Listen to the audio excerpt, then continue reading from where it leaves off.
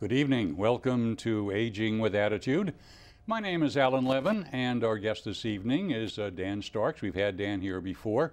Dan is president of Starks Training Institute, and he is an expert on personal defense. Welcome once again to Aging with Attitude, Dan. Alan, it's always a joy to be back here, because like the rest of us, I too am getting a little bit older and understanding that the older you get, the more difficult it is to protect yourself for lots of reasons.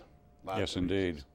I was just recently visiting my father up in Rochester, New York. My dad's 88 years old, and it concerns me now because he doesn't walk as firm and as steady as he has. But we've talked about some things about protecting his house and what he needs to do when he goes to the store and some things he can carry for self-protection and, how to avoid scams and frauds in the phone and stuff like that. And I think it's important for people to understand that.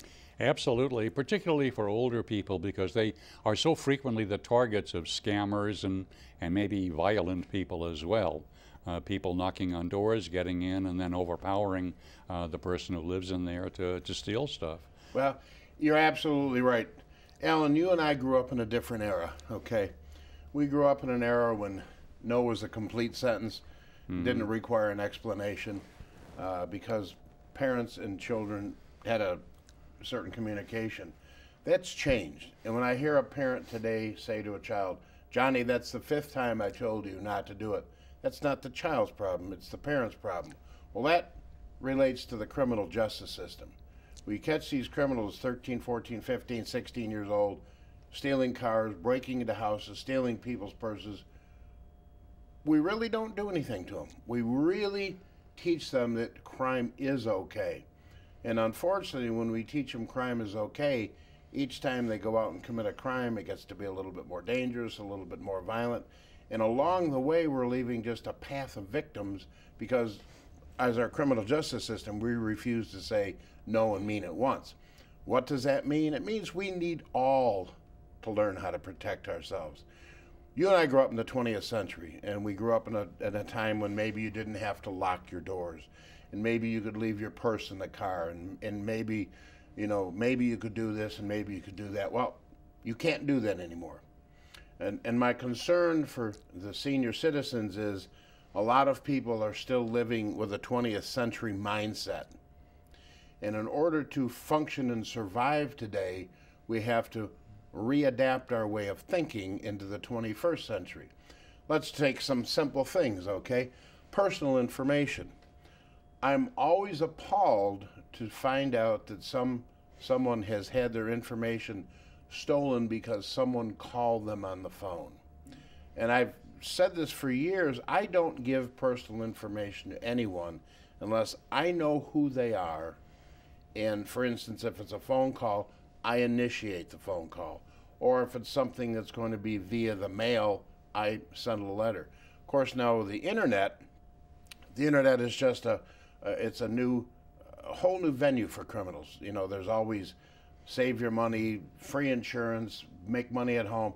And unfortunately, a lot of senior citizens will click on these things for lots of reasons. Sometimes it's because you're lonely and you get to communicate with somebody, and we don't understand that that person's trying to steal your identity. Identity theft, to me, is a heinous crime. I think it's probably one of the most dangerous things Americans face today, and it's virtually terror on a local home front.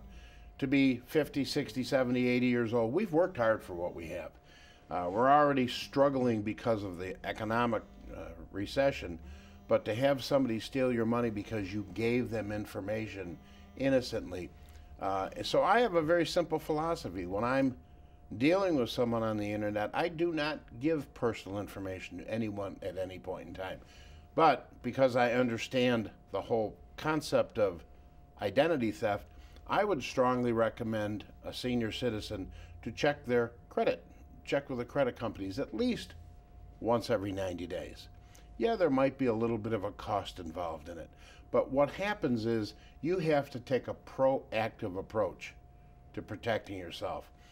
I specialize in self-protection, and I specialize in self-defense. Self-protection, one side of the coin, is what you can do before something becomes a problem. It's kind of a proactive, preemptive thing.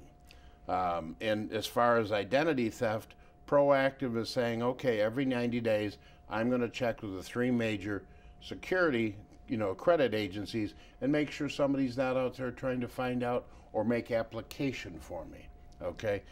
And by doing that, then you can actually stop a problem before it gets out of hand. Dan, let me ask you, is this a good idea, this freecreditreport.com? Is this a good thing to do?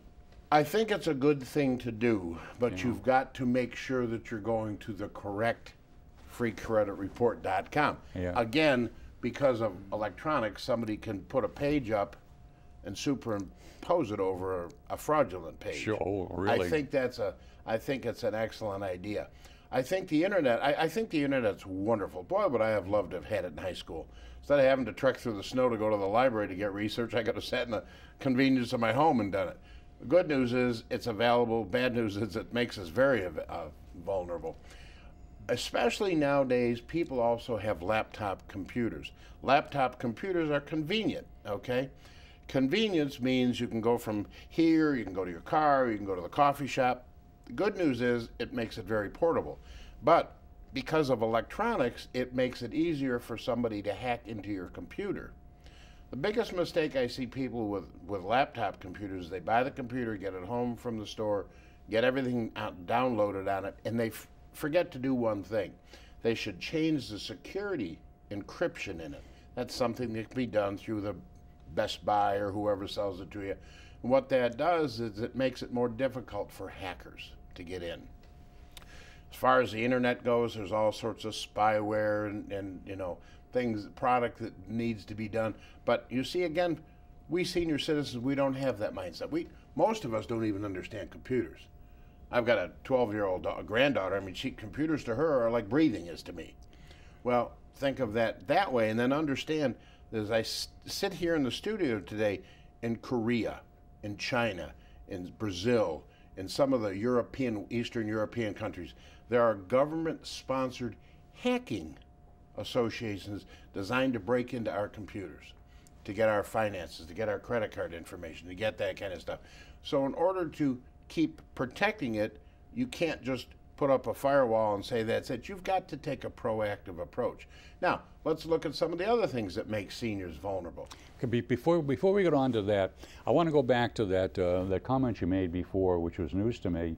I want to find out how to deal with the problem you mentioned before. Is I'm tapping into freecreditreport.com, and somebody's, you say, they put a screen down that says freecreditreport.com, but it's actually over their website. How do I know? How do I deal with that? If you go to the freecreditreport.com, you can then run a check through your computer to see if it's a valid screen. If it's not a valid screen, your computer will reject the research on it. Okay. Again, you have to know a little bit about it.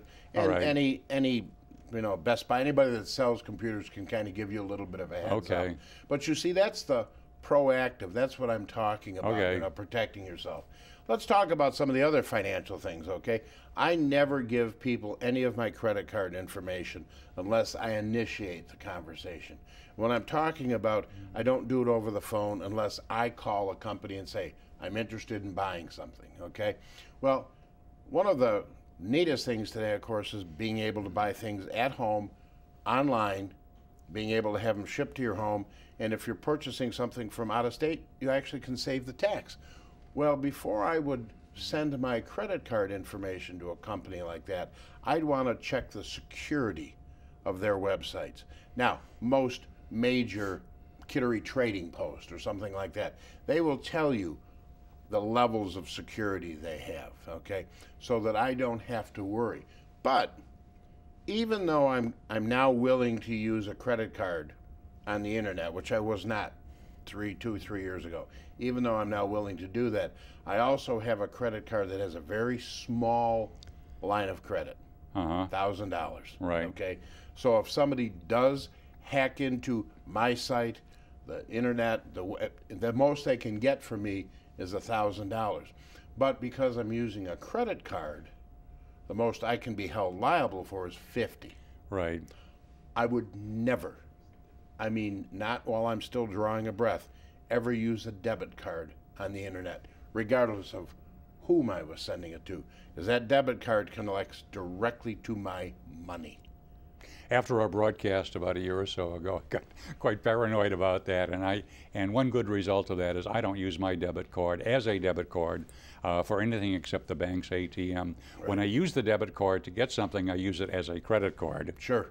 So that helps get you a little bit more protection. Right. And again, when you start looking at these things, in order to protect yourself against identity theft, and again, what they're looking primarily is money. Okay, is I make sure, okay, my American Express card comes in on the 15th, my Visa comes in on the 20th, my pennies comes in, and if it's not there within 5 days of when it's supposed to be, I'll call the company and say, have you posted the bill? If not, then I'm going to say, okay, we may have a temporary problem.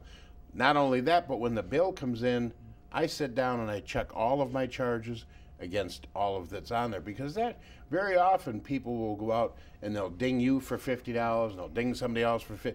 Well, listen, you look at the number of people that have credit cards in this country. People are getting scammed for millions of dollars, but individually it's just a small amount. And then we think to ourselves, it's not worth going out after. I think you've got to be very, very proactive. Checks, we all still use checks. I know we're kind of old-fashioned, but when I have a check, when I hand somebody a check, it doesn't say Dan Starks. It says D Starks. It has my home address, but it doesn't have the zip code. It does not have my home phone number on it. Mm-hmm. Now, the reason I put D Starks on it, if somebody steals my check, maybe they only steal one check. They don't know, is it Dan Starks, Dave Starks, Don Starks, Donna Starks? So it helps me in recovering if there's all of a sudden bad checks out there. By not putting my zip code on there, I restrict people's access. And by not putting my phone number, I completely restrict people's access.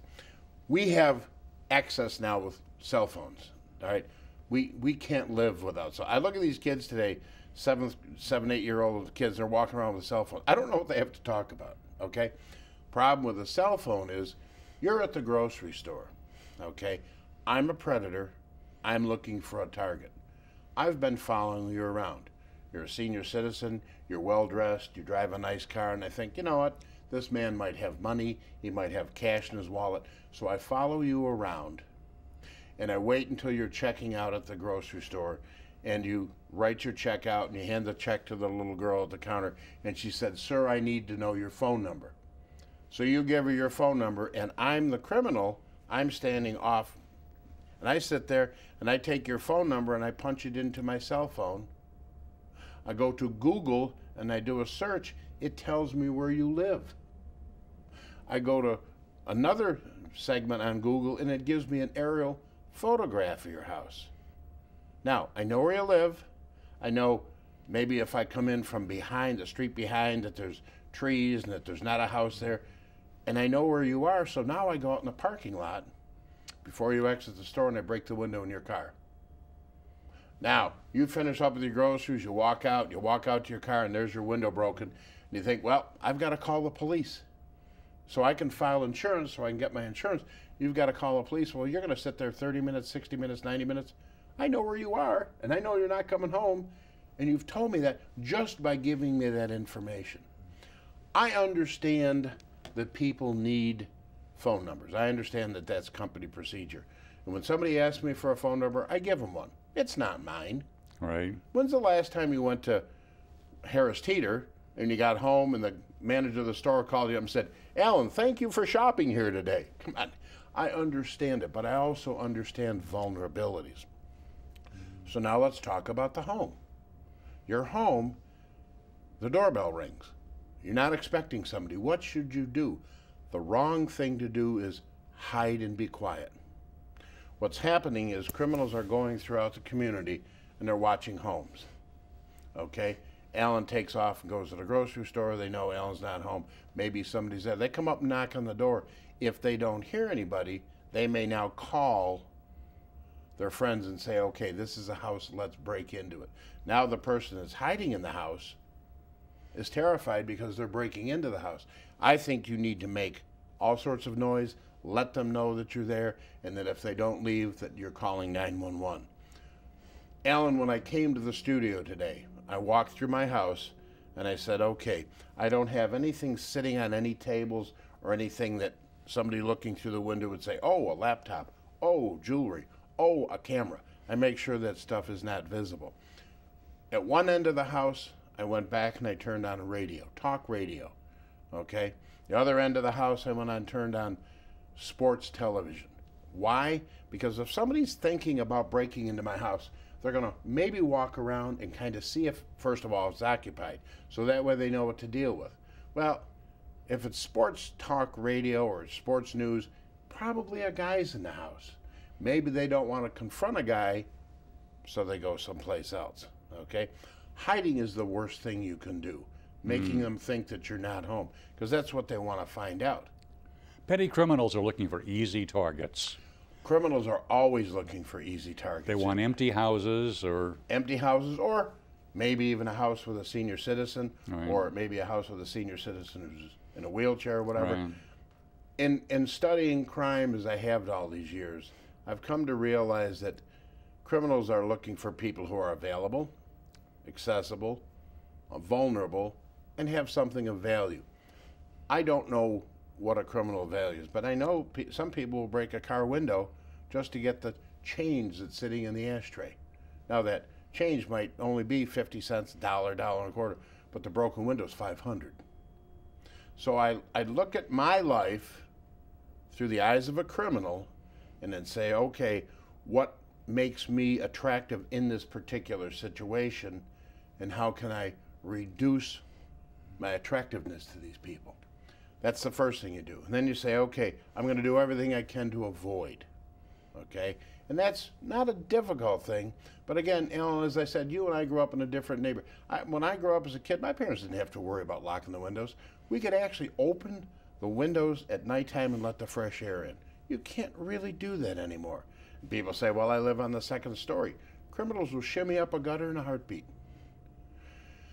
So you say, okay, what kind of things can you do? I believe that a good security system on a house or a condominium helps. And I like a security system where the monitoring station, in other words, where the call goes in, is done locally. Right. Having a monitoring station in Encino, California, or Houston, Texas, doesn't do me a lot of good. Right. Because there's always that lag time, that delay time. But I think that's a good thing. Now, people say, well, Dan, I'll just get some posters and stick them on my door. Criminals are pretty smart. That's what they do for a living, okay? So you do what you can to protect. You know, when I'm out in my car, I get in my car, first thing I do is lock my door, then I put my key in the ignition. I'm moving, okay? When I pull into a parking lot, when I pulled into the studio this morning, I backed in. Why? When I leave here today and have to put stuff in my trunk, people cannot get behind me. They can walk behind me, but if somebody's walking up behind me, I should be aware of it. But if I park traditionally, people can drive behind me. You see, it's all about changing your mindset and saying, okay, this is the way things are today, and this is how I need to defend myself. It's changing your mindset from this world is one in which I feel perfectly safe to one in which I say this is a dangerous world. Right. And I don't want people to be afraid. And I'm not saying that if something happens to you, you won't be fearful. I mean, we are human beings. What I'm saying is if something happens to you, don't freeze in fear.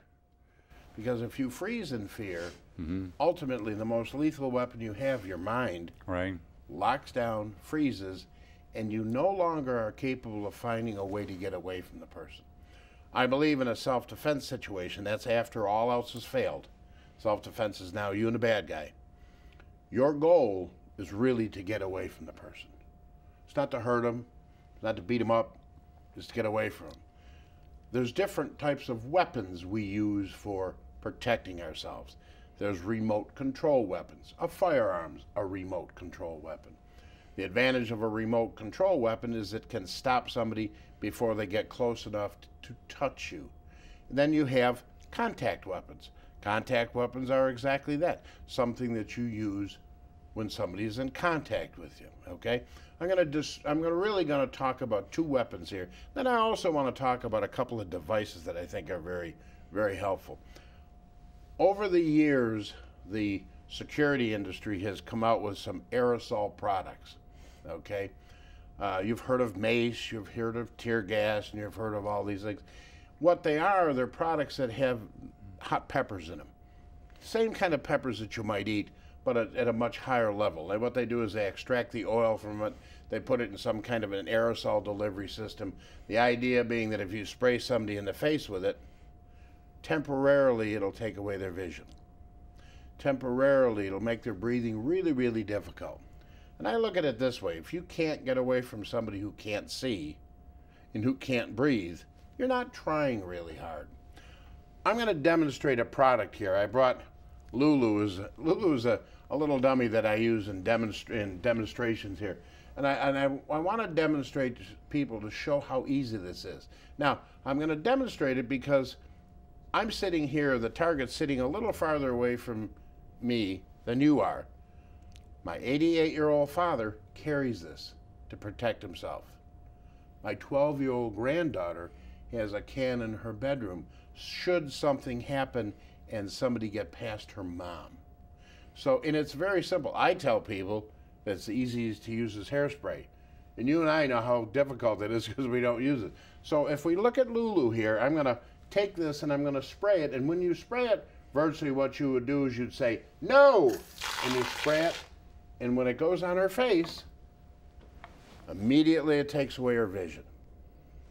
Immediately it makes her breathing very, very difficult. You notice I can stop her from 8 feet away. They don't touch me at 8 feet away. Now I can get in my car at the gas station, drive away. I can get in my car and you know what, I can run into the grocery store. I can do whatever I can do. I've actually stopped that person before they've been close enough to harm me. Now, it's a legal product. You don't have to have a permit to carry it. You don't have to have a permit to own it. Unfortunately, in New York State, you have to have a permit. But then again, New York State's more kind to the criminals. I look at this product, and it's not only very effective against criminals, but I've actually had more people use it against dogs. I had a grandmother about a year ago who took a class from me, had some product, and she and her grandchild were in Indian trails going shopping. Grandma gets out of the car, gets her 6-year-old grandchild out of the car. 2 spots down is a guy's dog in the back of a pickup truck. Dog jumps out of the pickup truck, starts to attack her. Well, you can't outrun a dog. Matter of fact, running away from a dog is not the best thing. She turned, sprayed the dog. Stop the dog. Stop the dog like he ran into a wall. Right. Okay? She and her grandson were able to get in the car and leave. And the person who owned the dog, who obviously really didn't care enough about it, didn't have to have the dog put to sleep. In a self-defense situation, when the criminal have chosen you, and that's really what they do, they choose you, you're looking at a very, very short window of opportunity. It's a period of roughly 3 to 5 seconds. First, you got to recognize it's happening to you. Second, you have to say, okay, it's happening to me. This is what I'm going to use to protect. You have to respond with whatever asset you have on hand. And the third thing you have to do is resolve the conflict. Then the police get involved. Then 911 gets involved. Then maybe somebody will come to your aid. And the problem is, I find, Alan, most people aren't prepared to do that because they don't think it's ever going to happen to them. All right. I'm glad you mentioned that thing about using that foam spray on dogs. I remember a scary situation I had a number of years ago. Nothing happened, fortunately, but I would have felt a lot more comfort if I'd had one of those in my pocket at the time. Absolutely. Yeah. I see a lot of realtors carry this product because they're out showing empty homes to people, and they've got business cards with pictures. So that's one type of product. The other type of product that I believe it's called a spike keychain. I'm going to give that to you, and I want you to put your hand through it. Like now, if you have to hit somebody, you're going to cause them serious damage. Right. I don't want to go around and hit people. My goal is not to hurt anybody. Does this work on telemarketers through the phone? It works on telemarketers. That works. But you know what it's also good for, Alan? Let's assume you have an automobile accident. Right. And you get stuck in the car. You can use that spike to break out a window. You can use that spike to get away from somebody. And this also sends a message. I walk into the grocery store, put my keys in the counter, take my checkbook out, and I'm writing a check. People who might be interested in me as a potential victim may look at that and say, hey, I don't want to mess with this guy. He might know how to use that. Right. But I also go one step further. On my keychain, I have my house key, separate. If somebody walks up and wants to steal my car, I push this little button. It's called a quick key release. These are found in any place that makes keys. Right. I'm going to take my key off. I'm not going to give it to them. I'm going to throw it. I'm going to throw it in the opposite direction that they expect. For two reasons. If they go after my car key, now they're going away from me. I can run in the store. I can do whatever I have to do. If I throw my car key and they don't run away, I know they really didn't want my car. They really wanted me. What about the idea, Dan, kind of related to that for women, if you're being accosted by somebody who looks like he's after your purse, just take your purse and just throw it away the heck as far as you can away from you. I think and that's then when a he good goes idea. for the purse, you run. I think that's a good idea, but then don't carry all the information in your purse. Right. You know, carry maybe a fake wallet with a couple of dollars and maybe your library card. Right. Same with me. When I'm out in public, I have a wallet. You can have my wallet. It's got some old pictures of me from when I was in high school. It's got some old. But if somebody comes up and says, give me your wallet, I'm not giving it to them. I'm throwing it. And the confusion of them going for the wallet, it gives me a chance then to take control of the situation, okay? But I'm not going to throw a wallet. I mean, it's going to have a couple of dollars in it, sure. Because when they grab it, I want them to realize it's real. But it's not going to have my credit card, my debit card, and all that other stuff. But I also tell you when you're in public, don't carry a lot of stuff. Don't carry in public more than you're willing to lose. We got to close on that note, Dan. Dan, it's always so interesting to talk to you. Thank you so much for visiting us here at Aging with Attitude. We've been talking to Dan Starks of the Starks Training Institute. He's an expert on personal defense. We air the second and third Saturday evening of the month at 8:30. My name is Alan Levin, and you be well.